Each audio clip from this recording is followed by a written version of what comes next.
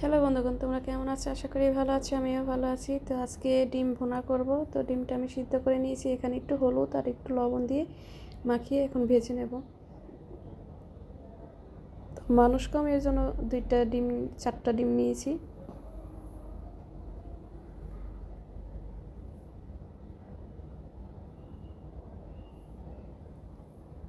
তো এইভাবে ডিম ভুনা করলে একদম মাংস মতনই লাগে, খেতে ভালো লাগে।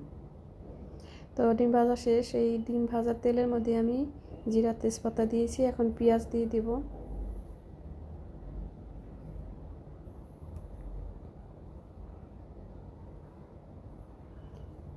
পেঁয়াজগুলো ভালোভাবে ভেজে নেব।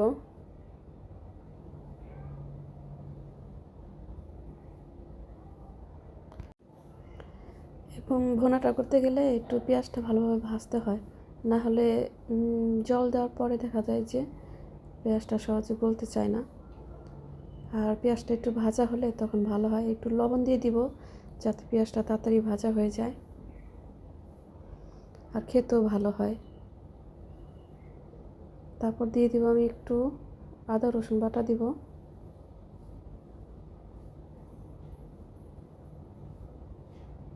যেহেতু এখানে অল্প, তো অল্প অল্প দিলেই হবে। তো মোটামুটি ভাজা হয়ে আসছে প্রায়। আমি এখন দিয়ে দিব সব মশলা।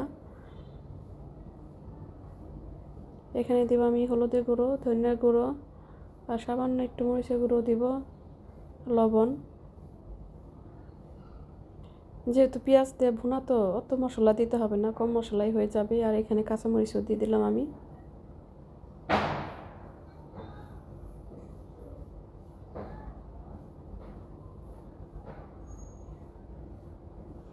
তো আর একটু ভালোভাবে কষিয়ে তারপর জল দেব।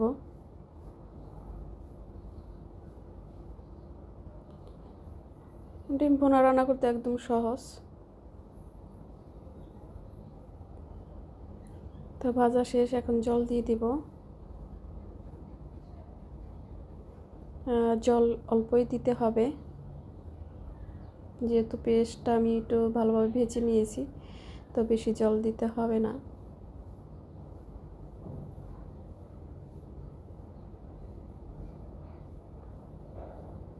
এখন ডিমগুলো দিয়ে দিব। যে পেঁয়াজটা সিদ্ধ হয়ে গেছে প্রায়। লাস্টে আমি জিরার গুঁড়ো আর একটু সামান্য গরম মশলা গুঁড়ো দিয়ে নামিয়ে ফেলবো। আর এখানে আস্ত গরম মশলা দিলে আর গুঁড়া দিতে হবে না, আমি তো যেহেতু আস্তাটো দিই নেই, তো এর জন্য গুঁড়া দিয়েছি। তো রান্নাটা প্রায় শেষ হয়ে গেছে। এখন একটু পেঁয়াজটা একটু গলে গলে একটু ভালো করে ভেঙে ভেঙে দিয়ে নামিয়ে ফেলবো। আর এদিকে আমি সালাদ কাটতেছি। তো এই যে হয়ে গেছে রান্নাটা। কেমন হলো? যদি ভিডিওটা ভালো লাগে তাহলে অবশ্যই একটা লাইক কমেন্ট করবে।